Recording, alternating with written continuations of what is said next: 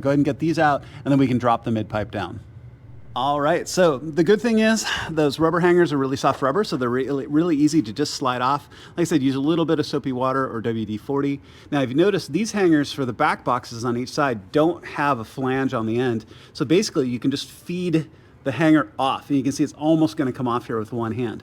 There's one on both sides, so just slide these off the hangers and then drop out both back boxes, and then your OEM exhaust will be out. All right, also, I always lay the exhaust out first before we get started. Now, you can tell which side is which because of the orientation of the hangers. The shorter ones go on the inside. The longer ones go on the outside. So you've got the two back boxes. You have the clamps that are provided here for both of these sides. Those are 15 millimeter nuts. You have the Y pipe that comes up with the hanger here, and then you have the new resonated mid pipe here. Now, the OEM pipe, this piece was all in one piece, so we could hang it all simultaneously. We're going to do similar in this case. We're going to hang the resonated mid off the bolts at the top, and then we're going to hang the Y pipe with it as well, with the clamp loosely in place, so we can hang it off this hanger.